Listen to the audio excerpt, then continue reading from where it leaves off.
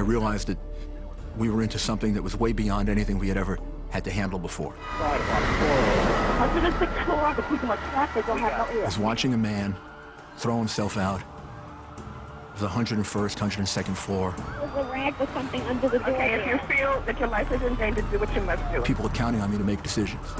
Building number 2 on the 97th floor, people trapped. It probably was the worst experience of my whole life.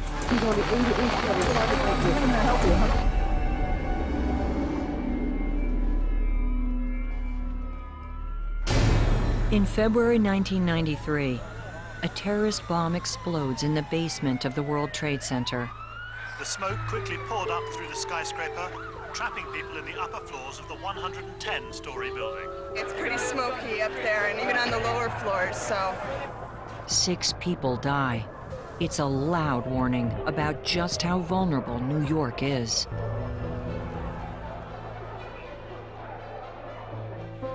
When Brooklyn-born Rudy Giuliani becomes mayor of New York in 1994, he takes on the biggest job in the city.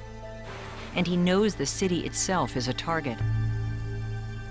1.5 million people live on Manhattan alone, and it generates billions of dollars a year. New York City has a unique status.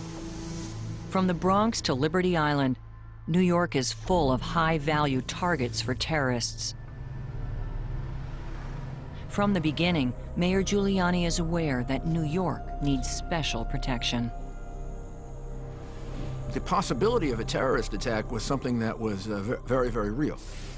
We would frequently have information about arrests that were made of terrorists, and when they were arrested, even though they weren't in New York, other parts of the country, other parts of the world, they would have plans for the New York subways, for the bridges and tunnels, for the stock exchange.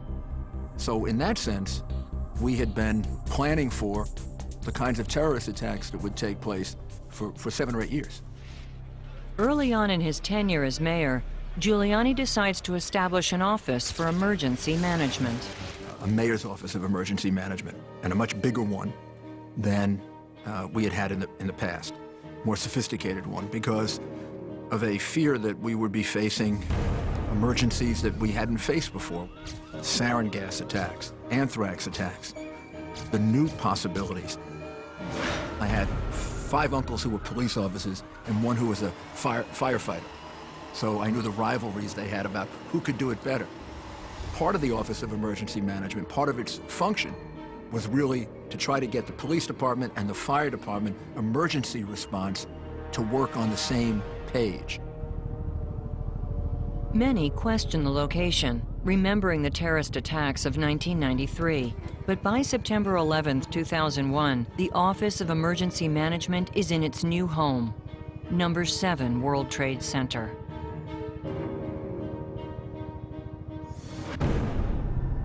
In 2001, the World Trade Center complex is the jewel in the lower Manhattan skyline. The Twin Towers boast 110 stories and rise 1,350 feet. It's a clear blue morning on September 11th.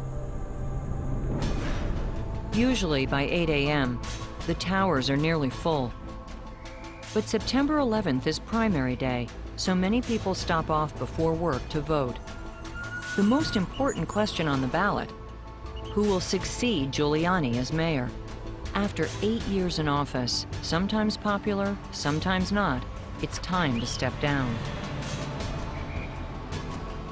An exciting day in the city. Usually I began my day as mayor with an 8 o'clock meeting. Because it was primary day, and a lot of resources were going to be devoted to the primary, I decided not to have the meeting that morning. But we decided to have breakfast at the Peninsula Hotel, 55th Street, right off 5th Avenue. 7:45, 8 o'clock. All 3 of us were old friends, former colleagues together in the United States Attorney's Office. For me, it was kind of an interesting day because I was just beginning to think about leaving office and what I would do next.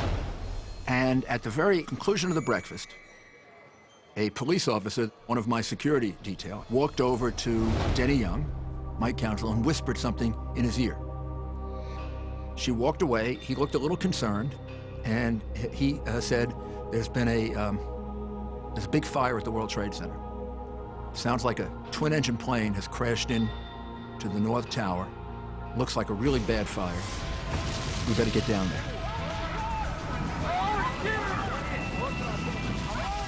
A friend of mine, Bill Simon, he grabbed my hand, put his arm around me, and he said, "God bless you," which seemed a little odd. I mean, we have terrible emergencies in New York once a month. Airplane crashes, subway derailments, blackouts, hostage situations, you name it. I walked out of the Peninsula Hotel and I saw a beautiful blue sky. Perfect day. This just in, you are looking at obviously a very disturbing live shot there. That is the World Trade Center, and we have unconfirmed reports this morning that a plane has crashed into one of the towers of the World Trade Center. This cannot be an accident.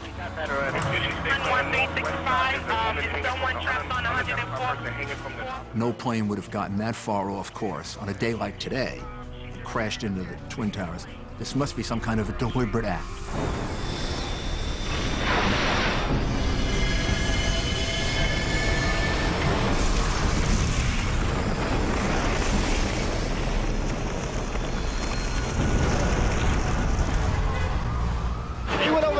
Right here. I watched it. I seen it go. Wow. I heard the boom. I said, look at the smoke. So as soon as it happened, I said, was it terrorists? I saw it was a red and white plane. It was so long this building. Hundreds of innocent people instantly lose their lives. And those still inside the building are in a terrifying race against time. We get information on our radio. Very bad fire, a lot of people trapped at the top. We have about 6 persons on the 97th floor. Okay, 106th floor. There's no injuries, but the people are trapped. They don't have no air. We got it. I have a theory about managing an emergency, which is you have to see it. It's one thing for somebody to describe something to you. It's another thing to actually see it. In the days to come, many question Giuliani's decision to risk his life and the city's leadership at Ground Zero. The first decisions are made quickly in the car. Are the fire and police departments getting everything they need? Is the Office of Emergency Management in action? Who else needs to be informed? I attempted to reach the governor's office in the White House. It could not get through. The high volume of phone traffic immediately overloads the cell phone networks, and calls fail. The cell phones were not working consistently.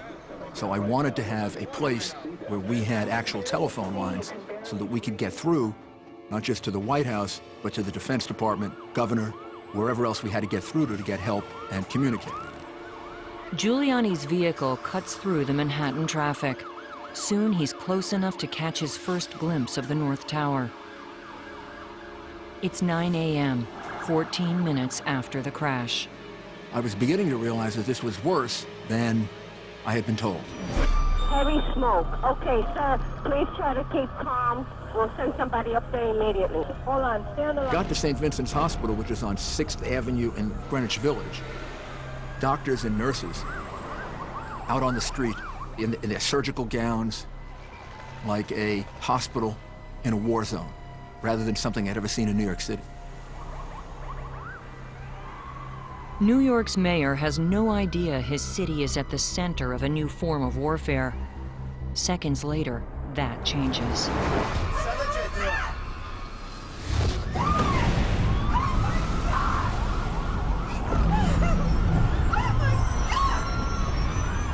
Big explosion.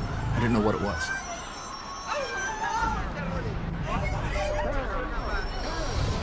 At 9:03 a.m., United Airlines Flight 175 flies into the South Tower of the World Trade Center. Within seconds, we received a call from the police department saying the second plane had hit. Once the second plane had hit, it was a terrorist attack, for sure. And this new form of terrorism has already claimed countless innocent victims. The first emotional feeling that we were in some kind of war. On the ground, the situation is frenzied and many think the unthinkable. Those above the impact zones have little chance of escape. Bang! bang, right into the middle of it, like around the 70th floor. And then half hour later, we see the second one bang into it. There's no words to describe what's going on out there. It seems inconceivable that anyone will be able to bring order to the chaos, but that is the task for Mayor Giuliani and New York's first responders. In the flood of evacuating civilians, Giuliani's team abandons their vehicle 3 blocks away from the World Trade Center. It would have been impossible for me to make decisions about this if I hadn't seen it. I'd have made all the wrong decisions. Wouldn't have realized how vast it was, wouldn't have realized how many resources we need. Building 2 World Trade Center. He's on the 97th floor with about 6 other persons. It's immediately clear the mayor will have to make choices that could mean the difference between life and death for hundreds. But the strike on the South Tower has made it impossible to work in his Office of Emergency Management in World Trade Center 7. The decision to base it there has proved disastrous. Like the police, Giuliani needs to establish a new command post. Police were taking over an office building to set up communication lines that would be hard lines. It's not uncommon for the city's fire and police departments to have different command posts at an incident scene. I said, well, let's go to the fire department command post, get the information, and then we'll come back here and we'll know exactly what to say and exactly what we need. The FDNY establishes a post on West and Vesey. From here, they manage all their firefighters. Despite the danger, Giuliani needs to speak with the fire chiefs to get their advice. It's 9:10 a.m. We then proceeded to walk 2.5 blocks toward the World Trade Center. Joe Loda, my deputy mayor, pointed to the top of the tower, and he said people are jumping out of the towers, and it's very dangerous down there. And I looked up, and all I saw was debris. I didn't see people. What Giuliani sees shocks him to the core. I guess I was hoping that he was exaggerating or that it wasn't correct. And that's when I paused. I was watching a man throw himself out of the 101st, 102nd floor, right near the top of the building. And I just watched him.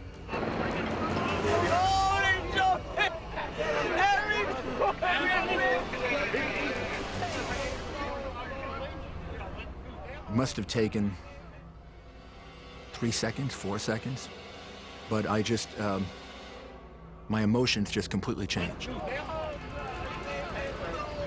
I felt all of a sudden we're into something we've never been into before. This is not just another emergency. This is way off the charts.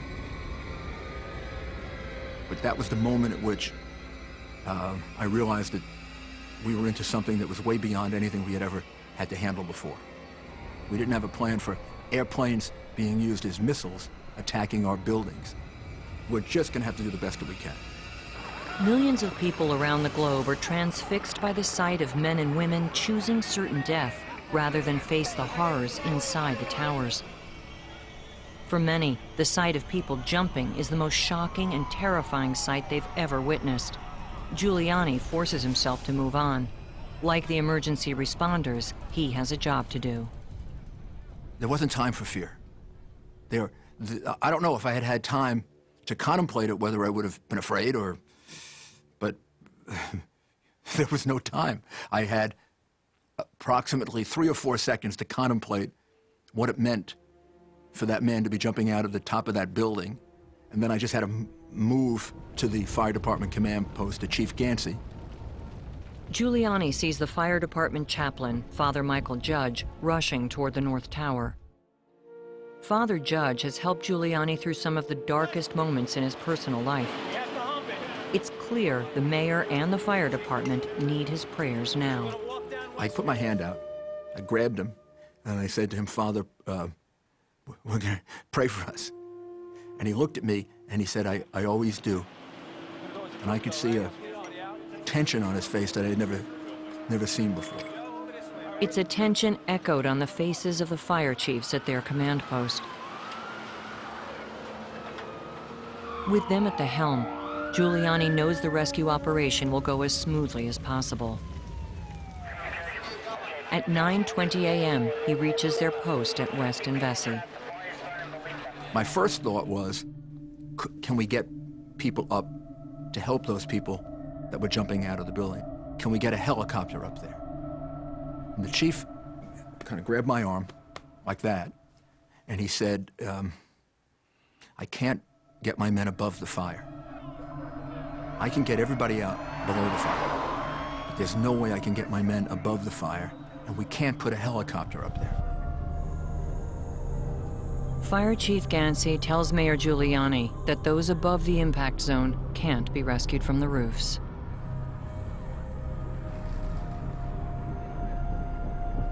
That means those people up there are condemned to death. World Trade Center on the 97th floor. Heavy smoke. Okay, sir, please try to keep calm. That was a horrible feeling. Heavy smoke. How many persons? Just a horrible feeling. Okay, hold on to the fire department. Something under the door there, so to stop the smoke from coming in. I'll pull right by the door. Don't break any of the windows. Okay, if you feel that your life is in danger, do what you must do, okay? I don't know that I ever even had enough time to think that. I felt that. I don't think I formulated in my brain those people are condemned to death. Okay, right at this point, open the windows. When you're going through something like this, you don't have a chance to stop and reflect on that. You just have to go on to the next decision. I just had to move up to the fire department command post to Chief Gansey. Chief Gansey's request is simple. Get the streets open for emergency vehicles and have the police move people north, away from the buildings and falling debris. But the mayor is concerned that Chief Gansey isn't heeding his own advice. I could see people getting hit with things coming from the building. I could also see that he was in an area that was somewhat dangerous because the things were coming perilously close to us. I said, is this the best position? He said, yes, and he showed me why. Chief Gansey tells Giuliani this is the best place for a view of both burning buildings. Giuliani isn't sure, but accepts the decision. I hugged Chief Gansey, wished him well. I walked north, block and a half, 2 blocks, to where the police department had set up its command post. Mayor Giuliani's decision to allow 2 command posts has been the subject of much discussion in the aftermath of 9/11. I believe there had to be 2 command centers.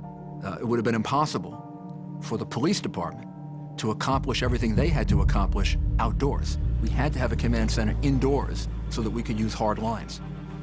At this point, we were not just concerned about the World Trade Center. We were concerned about other attacks. Some people believe that if he had left senior police figures with the fire chiefs or forced the FDNY to relocate to Barclay Street with him, he could have saved many firefighters' lives. They say that Giuliani's decision denied the fire chiefs information from NYPD pilots who suggested the towers were going to collapse. Although no such warning was given by the helicopter pilots before the collapse of the South Tower, at 10:08 a.m., an NYPD pilot reported that he did not believe the North Tower would last much longer. But Giuliani remains adamant that splitting the command posts was the right decision because the fire and police departments had different jobs. There were 7 planes that weren't accounted for. So we didn't know how many of those 7 planes were still headed for New York. We were concerned that there would be an attack at the Empire State Building. There'd be an attack on the Statue of Liberty. There'd be an attack on the Stock Exchange. There'd be an attack on the subways. There'd be an attack on the bridges. You had to separate the response to the fire and the emergency at the site from the response for the entire city. Because the people dealing with the fire couldn't possibly deal with the protection of the rest of the city.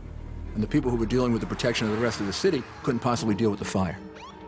9:45 a.m. Mayor Giuliani heads for the police command post at 75 Barclay Street. The journey takes less than 5 minutes.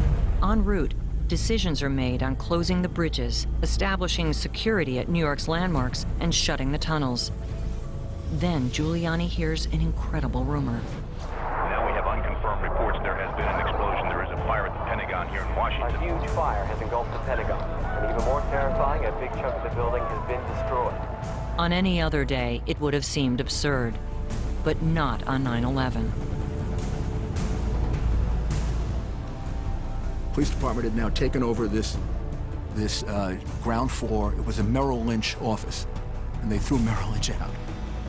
Within minutes, it's functioning as the nerve center of the mayor's operations. An hour before, Giuliani had been breakfasting with friends. Now he's in a back office trying to contact the president to see if the United States is at war.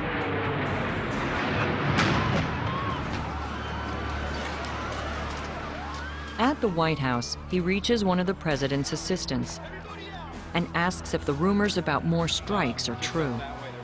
At that point, I had heard Sears Tower had been attacked. There were a lot of different rumors. I said, has the Pentagon been attacked? He said, affirmative. We're leaving the White House, and the vice president will call you back. My impression at that point was they were taking the president out of the White House, because I didn't know the president was in Florida. In fact, the president is aboard Air Force One, and the vice president is entering a secure bunker. Unknown to Mayor Giuliani, these security actions are about to turn him into the public face of 9/11. White House and Washington affairs. Claire, do we know where the president is at the moment? Well, Peter, that's what we've been trying to figure out. I've been told by sources that Air Force One hasn't landed yet. In addition, the entire staff of the White House and the old executive office building, State Department has been scattered around town. There's very little information about how this government is running and from where it's being run. Just before 10 a.m., a call comes through from the vice president. I could hear a noise on the phone. I looked around, and I could see that the desk in front of me was shaking. I didn't know what that was. It's 9:58 a.m.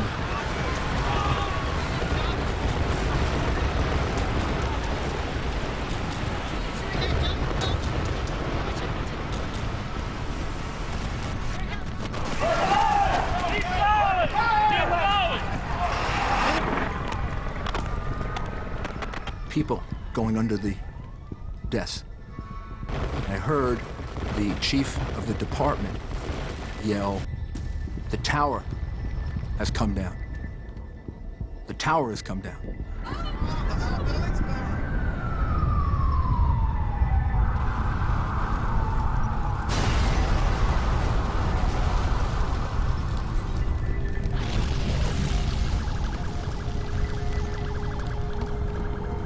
Inside Barclay Street, a police officer grabs Giuliani to protect him.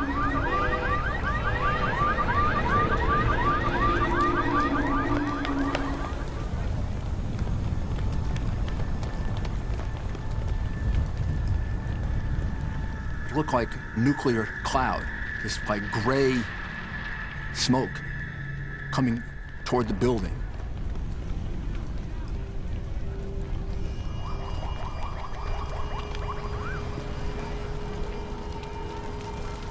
Things flying through the street, things hitting the side of the building, and then all of a sudden it became dark outside.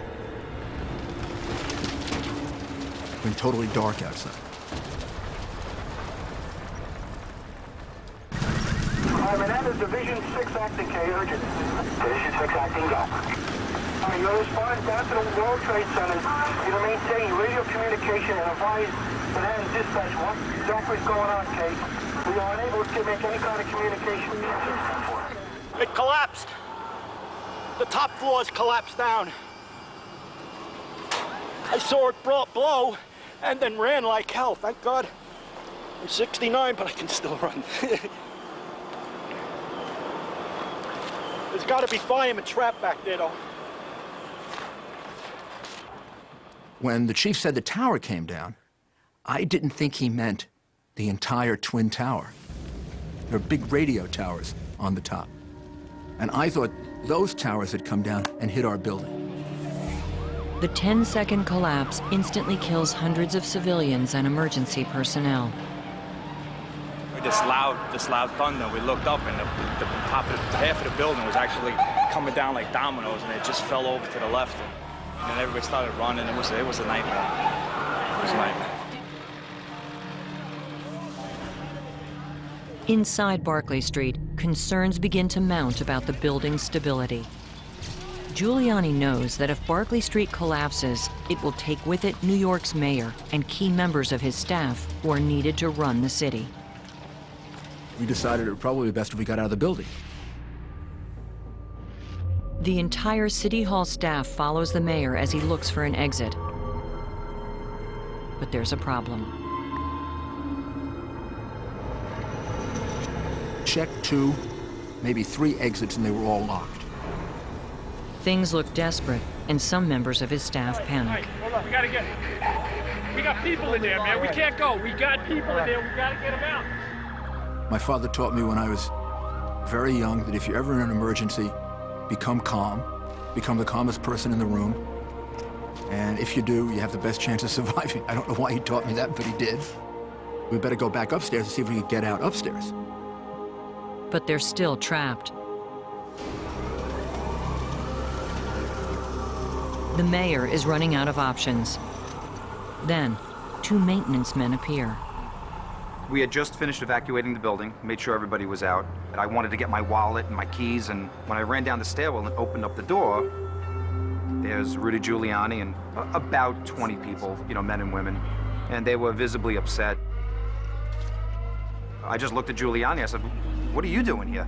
The dust is starting to settle. Just tell them to go slow. They said, we can take you out through 100 Church Street, downstairs. If they can't get out of the building, there will be no way to communicate to the outside world. You okay? Okay. Is everyone okay? We decided to go back down the staircase, through the basement, down to another stairwell. I told Mr. Giuliani that, you know, don't worry, stay calm, everybody stay calm. We'll get you up another stairwell. We followed them along this underground hallway. We passed the exits that we couldn't get out, and they finally opened a door, and it opened. And you could hear like a sigh of relief. The people in back of me, you could hear a little. Just before 10:15 a.m., New York's mayor emerges to fight for control of his city. Well, let's talk a little later, okay? Okay. Outside, debris has flown everywhere. Cars are on fire, and the streets are full of walking wounded. The iconic South Tower of the World Trade Center no longer exists. Giuliani knows it's dangerous in Lower Manhattan. He needs to tell the public to move north immediately. Black people, let's move! Let's go! Giuliani may still be alive and in charge, but at this moment, he's unable to function effectively as mayor. He's on foot on the streets.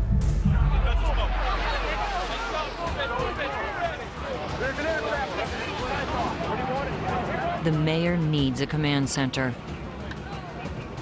He urgently needs to speak to the White House and the governor. We actually thought about a hotel on the way. It was a glass building. Eventually, they decide the firehouse of Engine Company 24 and Ladder 5 at 6th and Houston will have the secure landlines they need. As they move north, Giuliani is sure the best thing he can do right now is lead by example. I say we still go north. But he quickly realizes that New Yorkers don't need to be told how to behave in an emergency. The thing about New York is that's wonderful is, if it's something small, you can have a lot of problems with them. If it's something big, New Yorkers know how to react to it. And they were reacting with a great deal of courage. Yes, they were moving away, but they weren't doing it in a way to harm anyone, hurt anyone, and they were stopping to help people. Right behind us was this cloud. It was really remarkable.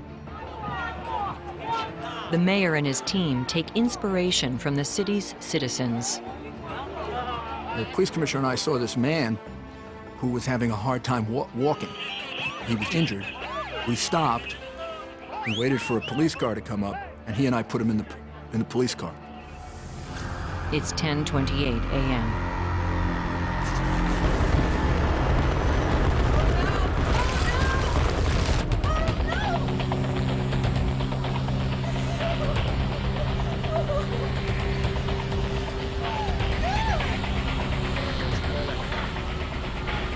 The North Tower crumbles to the ground. I hope I live. It's coming down on me. Here it comes.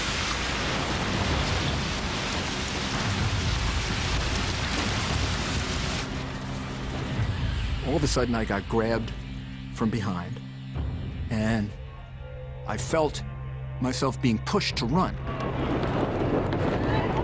I didn't know why I was running. Giuliani realizes that if he's seen running with his security detail, it could cause panic and more people might be hurt. So he stops and turns to look downtown. What I saw was this big cloud of smoke, like coming toward us. The collapse of the North Tower kills nearly everyone still in the building, as well as many of the first responders gathered at its base. Chief Gansey is among the dead. Just smoke! Don't get killed running! It's just smoke! Come on, it's just smoke!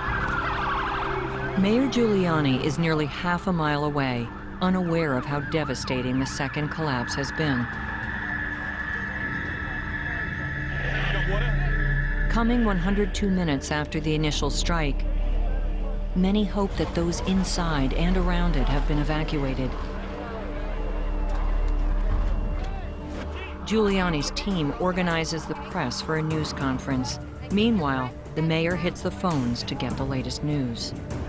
I called Governor Pataki at the firehouse. He said, "We thought you were missing." And he said something that suggested he thought he would have to make decisions,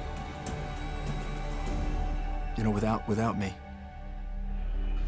I was very relieved that I was okay. We both agreed that we would meet at the police academy, and I said, "I'll meet you there in a half hour." Giuliani realizes that the people of New York don't know if he's dead or alive. Unsure if his initial press comments were broadcast, the mayor goes live on TV. Just waiting for Mayor Giuliani to join us by telephone for You are about to an be on with update. Mayor. Yes, we are. It was important to let people of the city know that this was, to the extent that it could be, under control. Well, the first thing I'd like to do is take this opportunity to tell everyone to remain calm. That the fire department and the police department are doing everything they can to save as many lives as possible. You're in Lower Manhattan. Walk north and get above Canal. And at least that to this point, there were no further attacks. Many police personnel and fire personnel. And that everything was being done to protect them if there would be any further We've attacks. been in contact with the White House and asked them to secure the space around. The TV interview begins a little before 11 a.m., just over 2 hours after the worst terrorist attack in U.S. history. Mayor Giuliani, do you have any sense of the magnitude of injuries and deaths? Except to say that it's horrendous. I was down there and watched it and saw people. Giuliani's message tells the people of New York that they still have a leader in place. I think right now. Perhaps more importantly, his words convey the shared pain that the American public feels. Trying to bring some order to this. And then we've moved city government to the firehouse in Greenwich Village. That's where I'm operating from right now. At the time he makes his first live broadcast, Giuliani is confident that many lives can be saved. Within an hour, we decided we were going to have to work 24 hours until we got everyone out. We need volunteers for first aid. As a life-saving operation, we ordered the generators to light up Ground Zero. It's only one of many decisions. Rooms are found for the residents of Lower Manhattan. Police are deployed to protect bridges and historic sites. Every doctor, nurse, and firefighter available is called in. Even the gas supply is turned off to prevent accidental explosions. And the man who has the last word on all the decisions is Mayor Giuliani. I probably didn't have all the facts, So I would say a little prayer. After 3 or 4 decisions, I just close my eyes and say, "Dear God, make it right." The president has been removed to a secure hiding place, so when the American public looks for an authority figure to carry them through this crisis, it's Mayor Rudolph W. Giuliani they see. Although the eyes of the nation are upon him, Giuliani's message is for the people of his city. My heart goes out to all of the innocent victims of this horrible and vicious acts of terrorism. And I want the people of New York to be an example to the rest of the country and the rest of the world that terrorism can't stop us. I thought I was talking to the people of New York more than I thought I was talking to my constituents, the people of New York. American democracy is much stronger than vicious, cowardly terrorists, and we're going to overcome this. Don't think I realized until a day or two later that I was talking to the nation or the world, or that day I think I was focused pretty much on the people of New York. I don't think we yet know the pain that we're going to feel when we find out who we lost, but the thing we have to focus on now is getting the city through this and surviving and being stronger for it. I wanted to make sure I was communicating with them in an honest way, but in as sensitive a way as possible. My hearts go out to all of the people affected by this. They don't deserve this. These are innocent people. This is a horrible attack. Those watching the mayor and relying on his leadership are unaware of how difficult it is for Giuliani to maintain such a show of strength. At the police academy, names of the dead start trickling in, and many of Giuliani's close friends are among them.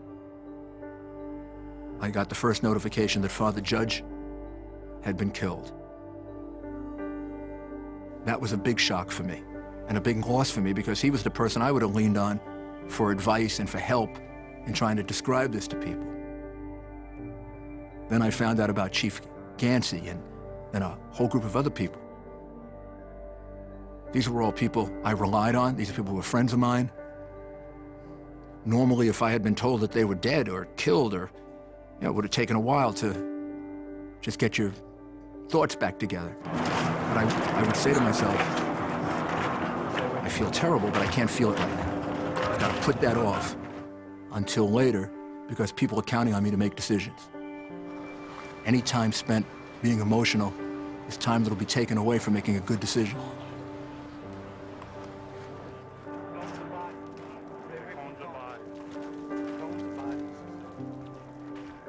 But there is one point late in the day when Giuliani is overcome. During one of the press conferences, a reporter asks Giuliani if he has heard about the phone call from Flight 77 when passenger Barbara Olson describes the terrorists' actions to her husband. When you mentioned that, Ted Olson is a very close friend of mine. And I know Barbara. She's also a very close friend of mine. And I didn't know that she was on the plane. When I heard that Barbara had been killed, I stepped back a little because I was afraid I was going to cry. I think my personal reaction is about the people that I know. People that I know that died. I didn't want people to see me cry. And I didn't. I was able to hold it back. And then I went and continued the press conference. And then I went back to my office and I called Ted, who was the Solicitor General of the United States. I was in my office by myself, and then that was the first time I actually cried. Giuliani knows that the death toll is likely to be very high.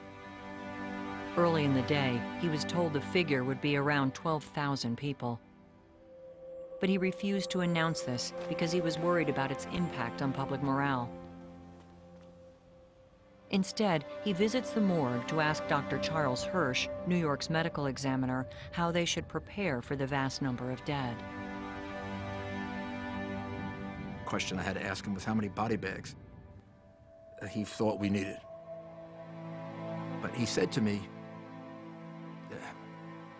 people there have been pulverized. He said what the bodies were pulverized. And the way we'll be identifying most of these people are with little smudges and remains. And it'll have to be done with DNA. When you start talking to people, the families, ask them to bring in toothbrushes and other personal effects of their loved ones, because that's the way we'll be able to identify them. Dr. Hirsch's chilling assessment convinces Giuliani he was right not to announce a figure. When Giuliani is asked again to give a death toll, he refuses. The dimension will be very large. In terms of the people we're looking for, it's a couple of hundred firefighters and police officers, which is a staggering number. As far as the number of people in the building, that'll be in the thousands. But there's no way of knowing at this point, and we're going to keep praying and hoping that we save as many people as possible. I said it that way because I thought if I put out the number at that point, it'd be so shocking to people, it would be hard for them to get to sleep that night or even to, you know, get over it for 2 or 3 days. Any of those numbers would just make people just not be able to deal with it. As 9/11 draws to a close, the day that dawned so clear has turned into a hellish night. Thanks to Giuliani's decision-making and the help of thousands of Americans, there are enough lights, food, and workers to continue the search for anyone still trapped.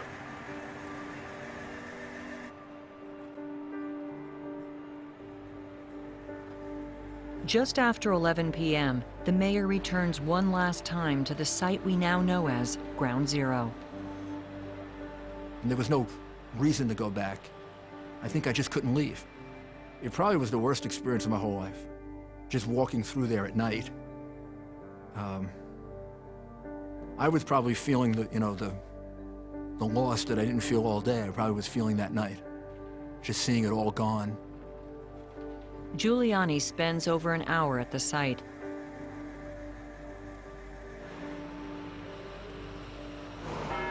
In the next few weeks, he guides New York back from the pain it's enduring, comforts the families of the dead, and attempts to help the living.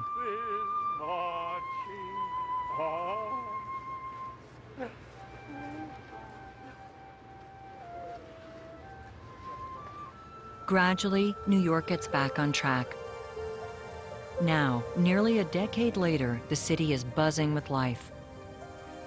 And even the site of the Twin Towers is being reconstructed. But the memory of what happened on 9/11 has not been forgotten. The eternal flame keeps burning in Battery Park, and all those who experienced that day have been changed forever. Oh, I guess I've been changed in all kinds of ways. I've been changed spiritually. I've got a much deeper belief in God, and I prayed numerous times for help, and I got it. I think I understand mortality better, much better than I did before, and how precious life is. And I've become convinced that you've got to deal with terrorism from strength, not weakness. New York City is a lot stronger than this, and we're going to overcome it, and the people of New York City are going to give an example of how you stand up to terrorism. You just don't be afraid, that's all. Thank you. Thank you. For Giuliani, praise for showing the terrorists that New York is stronger than their hatred should go to the first responders and civilians who selflessly gave their own lives, attempting to help others.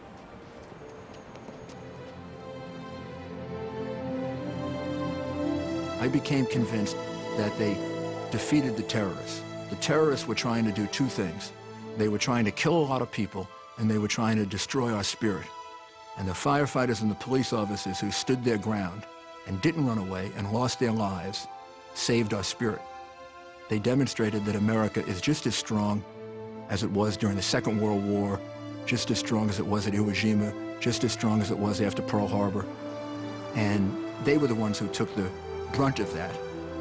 And the least we can do is show them how much we love them and admire them.